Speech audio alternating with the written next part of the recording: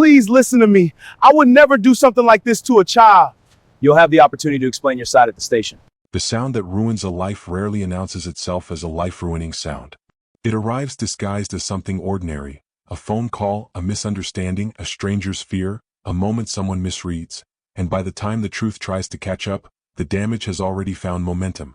On a warm Thursday afternoon at exactly 2:43 p.m., along a stretch of Route 23 bordered by gas stations and early summer trees, a white HVAC service truck found itself surrounded by 12 police cruisers forming a tightening circle of flashing light. Drivers slowed. Pedestrians stared. Helicopter blades churned the sky with the urgency reserved for violent fugitives. Officers stepped out with weapons drawn, posture rigid, voices amplified by authority and adrenaline. Inside the truck sat a man named Tavion Quarles, 38 years old, small business owner, father, husband, taxpayer, and the type of man who double-checked invoices to make sure he had not accidentally overcharged anyone.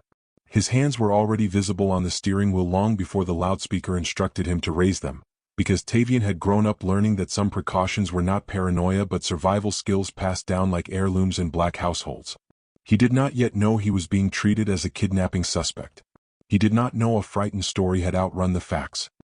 He did not know that in the back seat of his truck, under a gray moving blanket he used to protect customers' floors and equipment, a 5-year-old boy lay curled in the quiet pride of a child who believed he was winning a game of hide-and-seek. What Tavion did know, in the deepest and most instinctive part of his mind, was that moments like this had rewritten the futures of men who looked like him before, and that calmness, no matter how unjust the situation, was sometimes the only shield available. If powerful stories, voices, and black triumphs matter to you, subscribe to Bold Black Watch TV. Like, comment, and share so these stories travel further. To understand how a man like Tavion Quarles could end up face down on hot pavement with handcuffs cutting into his wrists, one has to begin long before the sirens, back when his life still moved at the modest, predictable rhythm of someone who believed that discipline and honesty were long-term investments. Tavion had grown up in a narrow 2-bedroom home in a working-class neighborhood where summers smelled like cut grass and car oil, and where fathers taught sons practical trades because trades did not disappear when offices downsized. His grandfather repaired refrigeration units in grocery stores across the county and liked to say that climate control was not about comfort but about dignity, because people deserved relief from heat and cold regardless of their income. Tavion absorbed that philosophy early, watching how his grandfather shook hands firmly, looked customers in the eye, and charged fairly even when he could charge more. His father continued the trade but not the business success, losing a small company during the recession and carrying the quiet shame of debt collectors and closed accounts. Tavion saw what instability did to a household, how it tightened conversations and shortened tempers, and he made a private promise that if he ever built something of his own, he would build it carefully enough that it could survive storms. By 38 he had done exactly that. Quarles Climate Care was not a flashy company, but it was honest, insured, licensed, and slowly growing. He kept meticulous records, followed up with customers, and insisted on transparency because reputation, in his mind, was a currency more fragile than cash. 6 months earlier, a false online review had nearly shattered that reputation. An anonymous user accused him of inflating prices and inventing repairs. The claim was untrue, but in the digital world, accusations spread faster than corrections. Calls slowed. Contracts paused. Tavion responded by documenting every job with photos and detailed reports, determined to outwork the damage rather than argue with strangers online. At home, taped to the refrigerator door with a magnet shaped like a peach, hung a cream-colored acceptance letter addressed to his daughter, Nyla Quarles, who had earned admission to Howard University. The letter represented pride, possibility, and a tuition gap large enough to keep Tavion awake some nights. He studied that letter every morning like it was both motivation and a deadline, reminding himself that every service call mattered now not just for bills but for a future he wanted to help finance. So when the request came from a wealthy neighborhood known for generous referrals, Tavion accepted it immediately. Affluent areas often meant repeat business, and repeat business meant stability. He could not have known that this particular address would cost him more than it paid. The home belonged to Bennett Vane, a woman whose life appeared curated for admiration. Her social calendar blended charity boards, wellness retreats, and carefully photographed moments of gratitude posted for an audience that admired polished lives. Her husband, Bennett Vane, worked in finance and traveled often enough that his absence became a background feature of the household rather than an exception. Their son, Bennett Vane, filled the emotional space left behind, a bright and curious child with an imagination large enough to outgrow the quiet routines of a luxury home. Cressida loved her son with intensity, but her love carried a vigilant edge shaped by years of consuming neighborhood crime alerts and parenting forums that warned constantly of hidden dangers. A minor burglary on her street 3 years earlier had planted a seed of fear that never fully dissolved. Security cameras multiplied around the property. Motion sensors blinked from corners. She trusted systems more than people. Her brother, Hollis Vane, served as the county's district attorney and enjoyed the rising glow of political attention. His career symbolized influence and access, and Cressida took comfort in knowing that if something ever went wrong, her family possessed connections that opened doors faster than most. Control made her feel safe. Predictability reassured her. Unknown variables did not. When Tavion arrived at 12:47 p.m., he presented himself the way he always did: clean uniform, calm voice, professional posture. He greeted the housekeeper respectfully, because he believed respect should not change based on someone's role in a household. Cressida answered the door mid-conversation, distracted but polite enough to point him toward the malfunctioning unit. Upstairs, Bennett noticed the truck and the unfamiliar technician. Children often see novelty where adults see routine, and the array of tools, gauges, and ladders fascinated him. Tavion responded to the boy's curious look with a friendly wave before returning to his work. The diagnostic result came quickly. The compressor was failing. The repair would be costly, and the replacement eventually unavoidable. Tavion paused, considering how to present the news, aware that expensive repairs sometimes triggered suspicion. He chose honesty as always. He explained the issue to Cressida and her guests on the patio, outlining both the immediate fix and the long-term recommendation with clarity. The numbers were accurate. The explanation was transparent. But context matters, and in the presence of friends, embarrassment can distort perception. A raised eyebrow from a guest, a mention of a contractor who once overcharged someone else, and suddenly Tavion's professionalism encountered quiet doubt. Cressida's tone cooled. Questions sharpened. Tavion offered to show diagnostics and photos. He remained respectful, but he did not lower the price because the price reflected the real repair. The interaction ended with dismissal rather than agreement. Tavion packed his tools with practiced composure, though internally he calculated how many smaller jobs would be needed to make up for this lost one. At 1:43 p.m. he drove away. Minutes later, unnoticed by adults and unseen by cameras, Bennett slipped outside, drawn by the memory of the tool-filled truck. Curiosity led him to climb into the back to explore, and from there into the rear seat where a folded blanket turned exploration into play. Children invent games adults never witness. This one would soon trigger a county-wide emergency. At 2:05 p.m., Cressida went to check on her son and found his room empty. The first moments felt like confusion, the second like concern, and the third like fear. She searched the house, then the yard, then called his name with a rising pitch that signaled panic more than irritation. By 2:17 p.m. she dialed 911. She explained her son was missing. She mentioned the repairman. She recalled the disagreement. She noted that he had left recently. She did not claim to see an abduction. She did not need to. The narrative formed itself in the gaps. At 2:22 p.m. she called her brother. By 2:33 p.m., Tavion's information circulated among officers. By 2:43 p.m. the sirens reached him. And the story the public would soon hear had already begun to outrun the truth. By the time the sirens locked around Tavion Quarles on Route 23, the story forming about him had already traveled through dispatch radios, police databases, and anxious phone calls spoken in the careful but coded language people use when they are afraid and trying not to sound afraid. Information, once filtered through urgency and authority, often loses its original shape, and what began as a worried mother reporting a missing child had already hardened into something more sinister in the minds of those racing to respond. The officers approaching Tavion's truck were not thinking about HVAC repairs or tuition letters taped to refrigerators. They were thinking about a 5-year-old child connected to the district attorney's family, about worst-case scenarios, about the kind of headlines that ruin careers if handled poorly. Their caution was real, but so was the assumption quietly guiding their hands toward their holsters.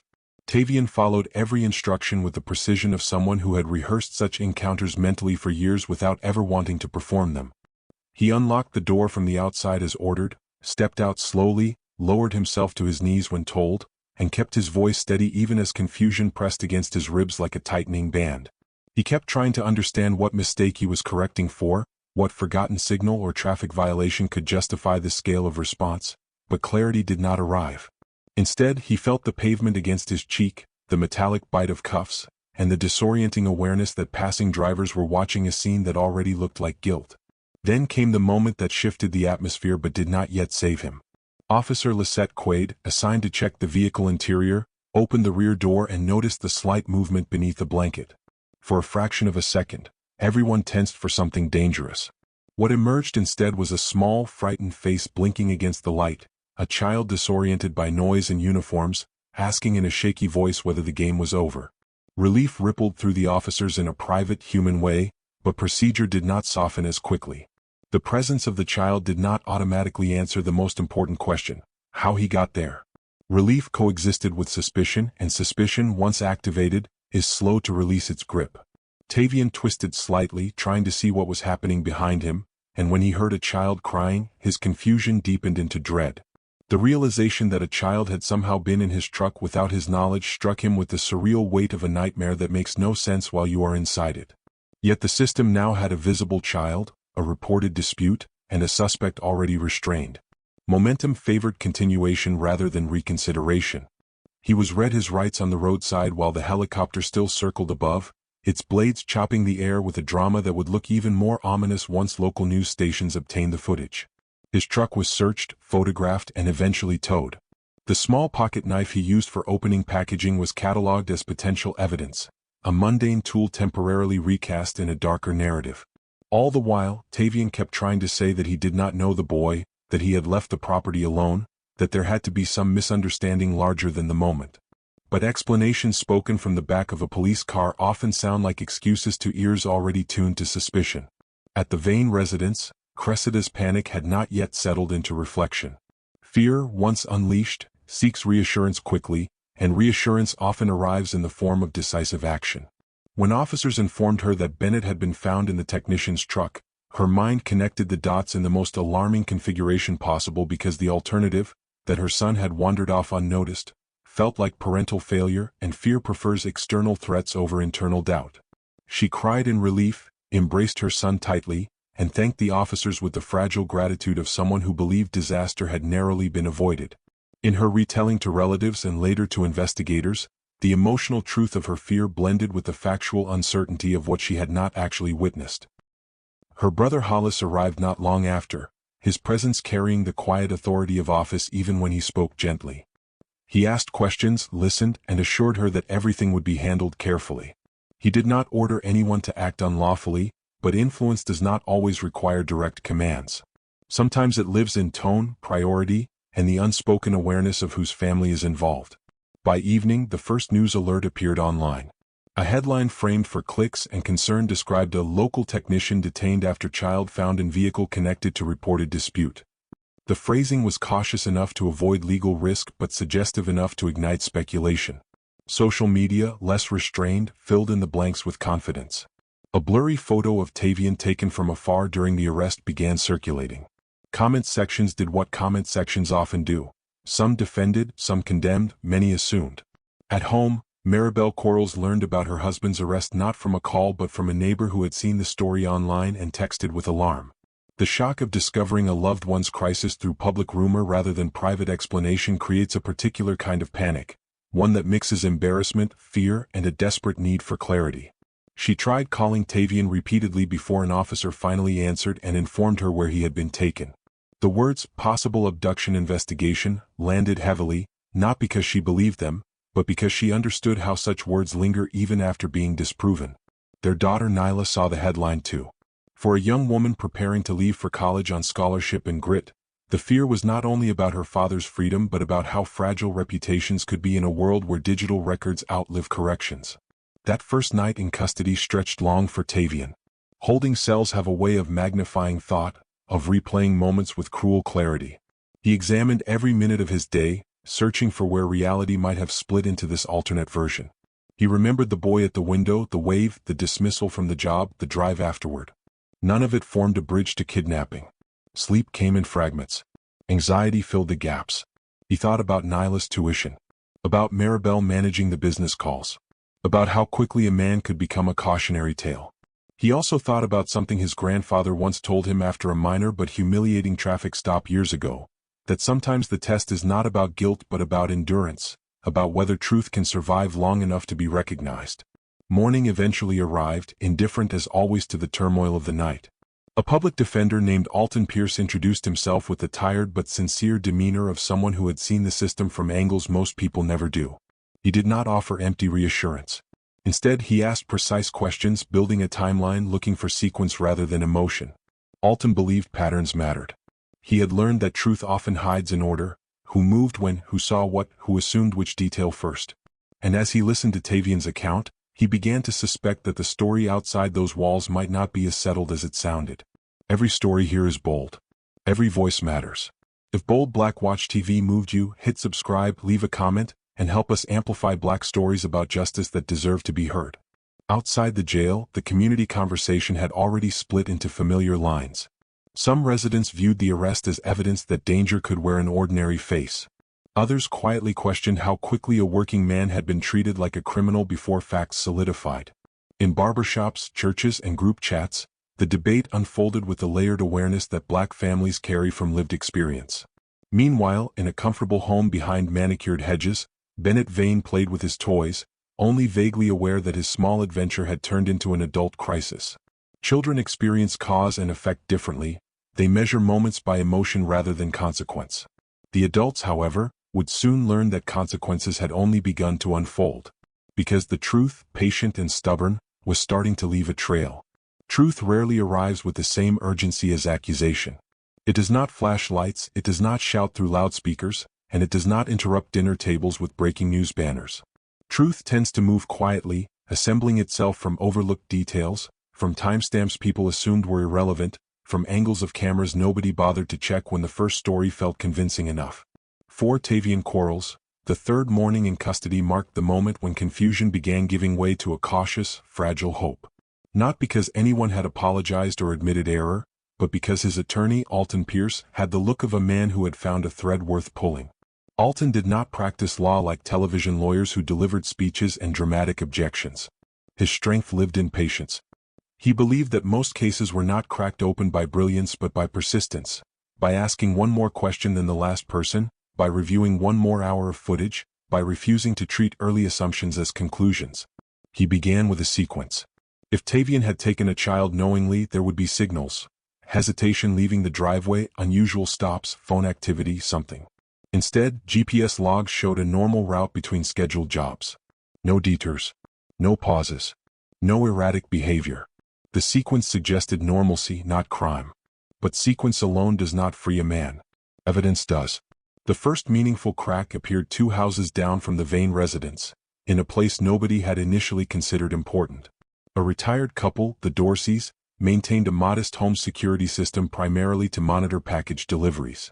Their doorbell camera, pointed slightly wider than average because Mr. Dorsey liked to watch neighborhood wildlife, had quietly recorded the street the afternoon Bennett went missing. Alton learned about the camera through a casual mention in a follow-up neighborhood canvass. A step officers had rushed through the first day when the situation seemed already resolved by Tavion's arrest. When the footage was reviewed carefully, time-stamped and zoomed, it showed Tavion loading his truck alone, closing the rear doors and entering the driver's seat without once circling back or interacting with anyone else. He pulled away normally, not hurried, not cautious, simply a man leaving a job that did not go his way. Then, 3 minutes later, the camera caught a small figure darting across the Vane lawn toward where the truck had been parked moments before. The angle did not show the climb into the vehicle, but it showed enough to challenge the timeline many had already accepted. The footage did not scream innocence, but it whispered doubt, and doubt is powerful when the system has declared certainty too quickly. Meanwhile, inside the Vane household, memory was undergoing its own quiet revisions. Panic has a way of rewriting perception, and as Cressida replayed the afternoon in her mind, small uncertainties surfaced. She realized she had not physically seen Tavion near Bennett. She realized the assumption had formed because of proximity and disagreement, not because of observation. But acknowledging that possibility carried emotional risk. To accept it meant confronting the idea that her fear had steered the narrative. That possibility sat uncomfortably beside her sense of maternal protection. Her brother Hollis advised calm and discretion. Public statements, he suggested, should remain measured until investigations conclude. He was not trying to hide the truth, but he was acutely aware of optics. of how political careers could be dented by association with messy cases. Influence teaches people to think about perception as much as reality. The next development came from a child psychologist named Dr. Nola Brackett, brought in to speak gently with Bennett. Children reveal truth differently from adults. They do not frame stories around liability or image. They describe experiences through emotion and play. In a softly furnished office filled with toys meant to lower defenses, Bennett explained that he had wanted to see the tools, that he thought hiding would be funny, that he did not tell anyone because he wanted to surprise his mother later. He described the blanket like a fort, a small adventure inside a big day. He never described being taken. He never described fear inside the truck until the sirens came. Dr. Brackett documented everything carefully, aware that children's words can be powerful but must be interpreted responsibly. Her report did not accuse anyone. It simply recorded that Bennett's account aligned more with curiosity than abduction. Still, reports take time to move through official channels, and time in legal situations can feel like a second punishment. Outside the courtroom world, Tavion's life remained on pause while everyone else's continued. Maribel managed the business as best she could, but cancellations piled up. Some clients quietly distanced themselves, not wanting association with controversy. Others offered cautious support but delayed bookings until things cleared up. Reputation, Tavion had always believed, was fragile. Now he was watching its fragility play out in real time. Nyla felt the strain at school among peers who had seen headlines without updates. She learned quickly how silence can become self-defense when explanations feel too heavy to repeat. Yet within their community, support grew in quieter ways. Church members dropped off meals. A retired judge who knew Tavion casually made calls to ensure the case received fair procedural attention. People who understood how easily a black man's image could be distorted recognized the pattern unfolding. The case was about more than one family. It was about how quickly a narrative attaches itself to a body. By the seventh day, Alton Pierce filed a motion challenging the strength of the charges based on emerging timeline inconsistencies. He did not grandstand. He simply laid out facts: GPS logs, neighbor footage, psychological notes, absence of motive. The prosecution, now facing a story less tidy than before, began to shift from confidence to caution. No one wanted to appear reckless, but no institution enjoys admitting it moved too fast either. And still, Tavion remained in custody, because systems do not reverse themselves at the same speed they accelerate. Bold Black Watch TV is more than a channel, it's a community. Subscribe, like this video, and join us as we celebrate justice, truth, culture, and powerful black narratives. By the 10th day, the most decisive evidence finally surfaced from the Vane home itself. A secondary kitchen camera, previously overlooked because it faced inward, captured a reflection in the glass of the patio doors. In that faint reflection, time-stamped clearly, Bennett could be seen slipping outside alone while the adults were occupied. Reflections do not lie easily. When that footage reached both legal teams, the shape of the case changed. What had once looked like a straight line now looked like a series of assumptions stacked too quickly. For Tavion, the news arrived through Alton's measured tone rather than celebration. There were still procedures, still hearings, still formalities. But for the first time since the sirens, Tavion allowed himself to imagine walking out under open sky. Hope returned carefully, like someone knocking before entering. Because the truth, after moving quietly for days, was finally becoming loud enough to hear. Institutions rarely announce their mistakes with the same volume they use to announce their suspicions. When the system moves against someone, it does so with sirens, statements, and visible force. When it begins to retreat, it often does so with paperwork, procedural language, and carefully neutral phrasing that softens the appearance of reversal. By the 12th day of Tavion Quarles' detention, the case that had once seemed straightforward now carried the uncomfortable weight of scrutiny. The prosecution team, which had initially spoken in the confident tones of child protection urgency, now spoke in the measured cadence of legal caution. Words like ongoing review and evidentiary clarification replaced earlier language about potential charges. To the public, this sounded like a routine process. To those close to the case, it signaled a quiet unraveling. The kitchen camera reflection, the neighbor's doorbell footage, and Dr. Nola Brackett's child interview had together formed a timeline that no longer supported abduction. There was no force, no lure, no concealment, no intent. There was only a child's unsupervised curiosity and a chain of adult assumptions that had hardened too quickly into a criminal narrative. Yet even when facts change, consequences linger. Tavion was still waking each morning on a narrow cot, still eating institutional meals under fluorescent lights, still carrying the psychological weight of knowing his name had been publicly tied to one of the most socially condemned crimes imaginable. In cases like this, exoneration does not rewind experience, it merely stops further damage. When Alton Pierce finally walked into the detention room with a folder held less tightly than usual, Tavion sensed the shift before the words came. Lawyers who carry bad news gripped their documents differently than lawyers carrying relief. The motion to dismiss was being filed. Not as an apology. Not as an admission of wrongdoing. Simply as a recognition that the evidence did not sustain the accusation. For Tavion, the information landed with a strange mixture of gratitude and exhaustion. Relief did not arrive as celebration. It arrived as a quiet loosening in his chest, as the first full breath after days of shallow ones. He thought about Maribel, about Nyla, about the refrigerator letter still waiting at home. He also thought about the fact that freedom returning did not automatically return reputation, and that the world rarely follows up on corrections as eagerly as it circulates allegations. At the Vane residence, the emotional landscape had shifted as well. Cressida Vane now carried a different kind of weight, not the panic of a missing child, but the dawning awareness that her fear had played a role in setting events into motion. She had never lied, not intentionally, but she had allowed assumptions to stand in for certainty. In private moments, she replayed the 911 call and wondered how different her phrasing might have been if she had paused longer, checked one more room, and asked one more question. Guilt is quieter than fear but often heavier. Her brother Hollis, experienced in the optics of legal power, advised restraint and dignity. Public apologies, he cautioned, could become legal liabilities if phrased poorly. Expressions of relief that the truth had emerged were safer than acknowledgments of premature suspicion.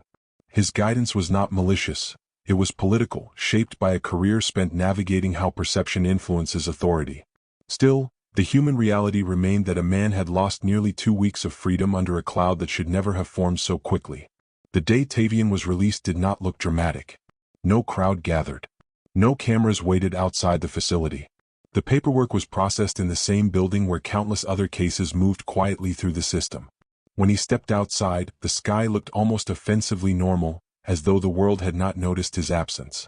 Maribel embraced him with the restrained intensity of someone who had held herself together for too long because others depended on her strength. Nyla hugged him in a way that blended relief and lingering fear, as if confirming he was physically present and not just temporarily returned. The ride home felt surreal. Familiar roads seemed slightly foreign, like a town visited after years away.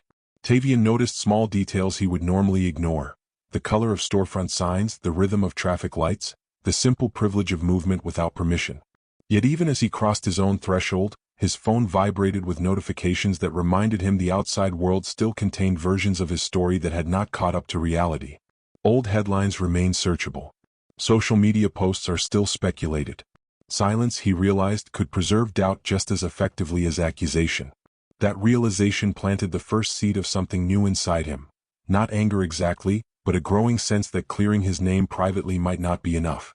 Local media eventually ran short follow-up segments noting that charges had been dropped due to insufficient evidence.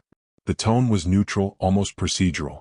To viewers who had only half followed the story, it sounded like a technicality rather than a correction. The dramatic arc that had fueled initial coverage did not translate into equally dramatic retractions. Community response, however, told a more layered story. Some neighbors welcomed Tavion back with visible support. Others avoided eye contact, not out of hostility but out of uncertainty, as if unsure how to reconcile the two narratives they had heard. Social trust, once cracked, repairs slowly. Tavion returned to his business with determination, but the numbers reflected reality. Several contracts had quietly ended. Referrals dipped. A few loyal clients stayed, yet the broader ripple of doubt had already cost him months of progress. Reputation, he realized, was not only about truth but about perception, and perception often lags behind facts. It was during this period of rebuilding that civil rights attorney Sabine DuVernay reached out. She had followed the case with professional interest and personal familiarity. She had seen variations of this story before, where assumption accelerated into action and left someone else to absorb the consequences. Her approach was calm, not theatrical. She spoke about accountability rather than revenge, about systemic incentives rather than individual blame. She explained that lawsuits in situations like this were not merely about compensation but about setting precedents that encouraged caution the next time fear threatened to outrun verification. Tavion listened. He was not naturally litigious, but he was deeply aware that what happened to him could happen to someone else whose life might not withstand the strain as well. For the first time since his release, the possibility of action replaced the posture of defense. What did this story mean to you? Drop your thoughts in the comments, hit like and subscribe to Bold Black Watch TV for more powerful black stories. By the end of that month, the decision had been made. A civil suit would be filed, not only against individuals but against the procedural failures that allowed assumptions to carry such weight. It would examine defamation, wrongful detention, and the influence that can quietly shape law enforcement urgency. The filing did not roar into headlines immediately, but it marked the beginning of a second chapter. One where Tavion was no longer simply trying to recover his life but trying to ensure that his experience served as a cautionary marker in a system that often learns only when compelled. Because while the criminal case had collapsed, the larger story about accountability was just beginning to stand. Justice in civil court does not move with the drama of criminal trials, even when the stakes feel just as personal. There are no surprise witnesses bursting through doors, no last-minute confessions that silence a room. Instead, there are depositions taken under oath, long transcripts filled with careful wording, and a slow assembling of responsibility that resembles architecture more than theater. For Tavion Quarles, the civil case represented something more complex than a search for compensation. By the time Sabine DuVernay filed the lawsuit, Tavion had already endured the most visible damage. His mugshot had circulated. His neighbors had whispered. His daughter had defended his name in spaces where a young woman should only have been thinking about classes and friendships and the shape of her future. No verdict could rewind those moments. But a verdict could draw a line. It could state, in the language of law, that what happened to him was not simply unfortunate but wrong. Sabine approached the case with a methodical patience that came from years of understanding how institutions protect themselves. She did not frame the lawsuit as a battle against one frightened mother or one influential brother. Instead, she framed it as an examination of how quickly presumption can become procedure when power, fear, and race intersect in the same moment. Depositions began quietly. Bennett Vane answered questions under oath, her composure polished but thinner than before.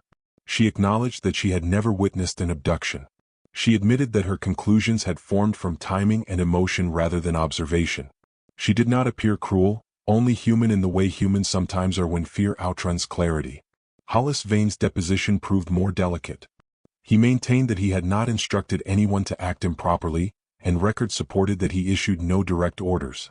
Yet the timeline showed how quickly attention escalated once his office became aware of the situation. Priority, Sabine argued gently but firmly, can influence outcomes even without explicit commands. Influence does not always shout. Sometimes it simply moves a case to the top of a stack. Police officials testified about protocols, about the logic of rapid response when a child is reported missing. Their reasoning was not fabricated, it was grounded in policy. Yet under questioning, it became clear how little verification had occurred before the situation transformed from a search into a presumption of crime. Step by step, the case painted a picture not of villains but of a system too comfortable acting on incomplete narratives when the perceived risk involved certain families and certain neighborhoods. And always at the center of the case sat the quiet fact that a man had been handcuffed, jailed, and publicly labeled under a story that evidence later dismantled. The trial itself drew regional attention, though not the explosive coverage of the original arrest. Civil proceedings rarely command the same spectacle. Still, community members filled the benches on key days, some out of support, some out of curiosity, and some because they recognized their own fears and experiences reflected in the testimony. When Tavion took the stand, he did not perform outrage. He spoke with the steady tone of someone who had rehearsed these memories privately many times. He described the confusion of the stop, the humiliation of being watched by strangers, the nights in custody replaying ordinary decisions that had somehow led to extraordinary consequences. He spoke about his daughter seeing his face online beside words that did not belong to him. He spoke about how hard it is to prove a negative, to demonstrate that you did not do something once suspicion has already introduced you to the public as someone who might. He also said something that lingered in the courtroom longer than many expected, that he did not hate the people involved, but he feared a system where assumptions stick faster to some people than to others. Those words carried weight because they were not shouted. Cressida testified as well. She expressed relief that her son had never been harmed and regret that the situation had escalated. Her apology sounded sincere, but sincerity and accountability are not the same in a legal setting. The jury's task was not to measure her heart but to measure the consequences of her actions. Bennett, now slightly older and more aware, was not called to testify at length. His earlier statements and psychological reports sufficed. His role in the story remained what it had always been, a child's curiosity caught in an adult system. Deliberation took nearly 2 full days. Jurors reviewed timelines, footage, and expert opinions about reputational harm and wrongful detention. Civil cases require translation of suffering into numbers, a strange exercise that asks people to assign monetary value to lost peace, lost work, and lost trust. When the verdict arrived, it was precise. Liability was shared between the county and the Vane household for actions that contributed to Tavion's wrongful detention and reputational damage. The total award reached $20 million, structured across damages and future loss considerations. The number sounded large in headlines, but those who understood such cases knew it represented not a windfall but a statement. Large verdicts in cases like this function as warnings, signals meant to encourage caution the next time fear tries to outrun verification. Tavion did not celebrate in the courtroom. He closed his eyes briefly, absorbing the outcome with the quiet gravity of someone who knew money and healing travel at different speeds. Every story here is bold. Every voice matters. If Bold Black Watch TV moved you, hit subscribe, leave a comment, and help us amplify Black stories about justice that deserve to be heard. In the years that followed, Tavion used part of the settlement to stabilize his business and secure Nyla's education without loans. But the more telling choice came when he funded a small nonprofit initiative that connected wrongfully accused individuals with legal guidance during the first critical days after arrest. He said publicly that early confusion often determines the shape of the whole case, and that people without resources deserve a fair start. Maribel noticed that her husband grew quieter but also more purposeful. Trauma had not broken him, but it had refined his priorities. He valued calm days more. He turned down jobs that felt ethically murky. He mentored younger tradesmen, teaching them not only the mechanics of HVAC systems but the mechanics of professionalism and documentation in a world where credibility sometimes needs proof. Cressida Vane retreated from public life for a time. Those close to her said the incident changed how she viewed certainty and fear. She became less reactive, more reflective. Whether that transformation came from guilt or growth mattered less than the fact that it existed. Hollis Vane's political ascent slowed. Not because of scandal exactly, but because voters and donors remember cases that raise uncomfortable questions about influence. His career did not end, but it carried a visible footnote. And Bennett grew older, eventually understanding that his childhood curiosity had intersected with adult assumptions in a way that reshaped several lives. Children rarely intend to alter systems, yet sometimes they expose their weaknesses simply by being children. In the end, this story was never about a villain and a hero. It was about velocity, the speed of fear, the speed of assumption, the speed of institutional response, and how truth moving slower must work harder to be heard. A man built a life on honesty and nearly watched it collapse under a story he did not write. A mother tried to protect her child and learned that fear can widen its aim. A system designed for safety revealed how easily it can lean on presumption. And a community, watching it all unfold, received a reminder that justice is not only about outcomes but about process, about how carefully we handle the fragile space between suspicion and certainty. Because in that space live real people, real families, and futures that deserve patience before judgment.